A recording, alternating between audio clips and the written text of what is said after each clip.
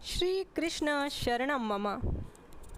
यहाँ इस चराचर जगत में जो कुछ है सभी कृष्ण रूप है और उसे देखने वाला भी कृष्ण रूप ही है और दिखाई देने वाली वस्तु और दृश्य माध्यम वह भी पर ब्रह्म का अंश यानी कृष्ण रूप ही है।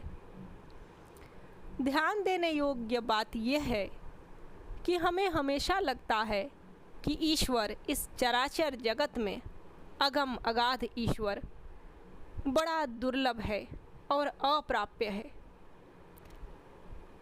वास्तव में सत्य यह है कि ईश्वर दुर्गम नहीं है। ईश्वर तो सहज है, हमारे सबके मन में है। हमारी आत्मा ईश्वर का ही रूप है। सभी कर्मों में शुद्ध और अशुद्ध का, सही और गलत का, सत्य और असत्य का विवेक और इसकी निर्णयाधीन जो शक्ति हमारे अंदर है, जो हमें सदैव सांकेतिक रूप से अपना परिचय भी कराती है, वही ईश्वर तत्व है। किंतु हम उसे समझने में विवश हो जाते हैं। कहाँ से? अपने अज्ञान के हाथों। ऐसा ना करें। सरल सुगम ईश्वर जो हमारे ही भीतर कस्तूरी की तरह छिपे हुए रहते हैं, जिसकी सुगंध चारों ओर फैलती है। कैसे फैलती है? हमारे अच्छे कर्मों के परिणामों के रूप में। हम उन्हें देख ही नहीं पा रहे। ध्यान देने की आवश्यकता है। बहुत छोटे छोटे लोभ, छोटे छोटे दोष और दोष जनित द्वेष से बचने की आवश्यकता है। इसी में जगत की सारी समस्याओं का समाधान निहित है।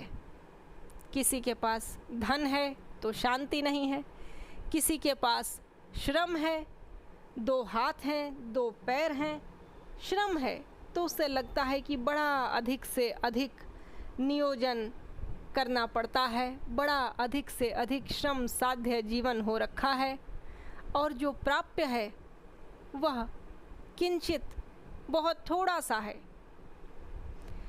किंतु इससे तनिक भी दिमाग पर बल नहीं देना है, इससे परेशान नहीं होना है।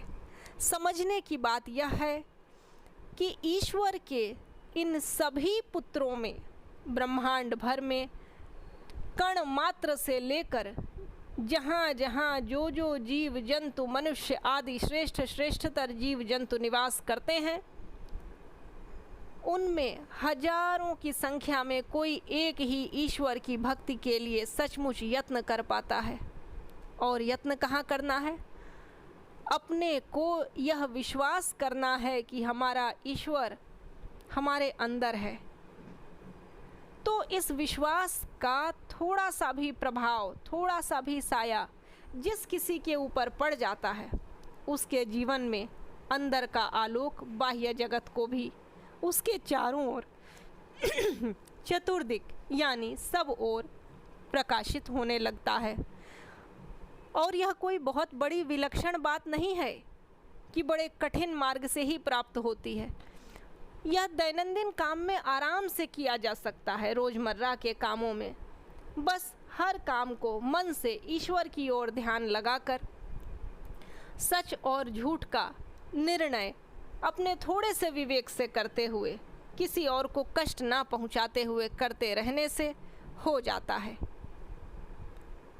ईश्वर ने कहा है, मनुष्याणां सहस्रेषु कश्चिद्यतति सिद्धये यततामपि सिद्धानां कश्चिन्मां वेत्ति तत्वतः।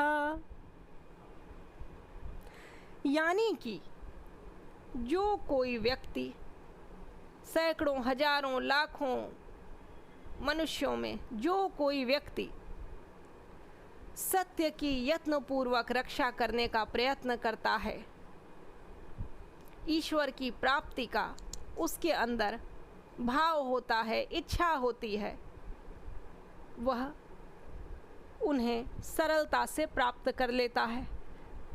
अपने सभी रोज़मर्रा के कर्मों को करें। ईश्वर की प्राप्ति के लिए दिखावटी रूप से योगी या सन्यासी होने की आवश्यकता नहीं होती।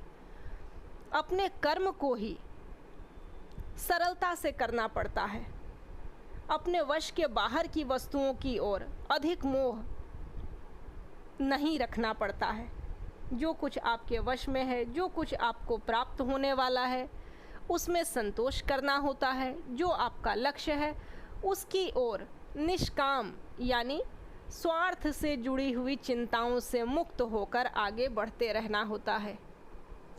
इतना करने से ईश्वर की कृपा इस जन्म में हर दिन हर घड़ी हमारी सहायता तो करती ही है, यहाँ से जाने के बाद भी हमारे लिए निष्कलुष अनंत पथ आलोकित होता रहता है, यानी हमारा रास्ता प्रकाशमान रहता है। जय श्री कृष्ण।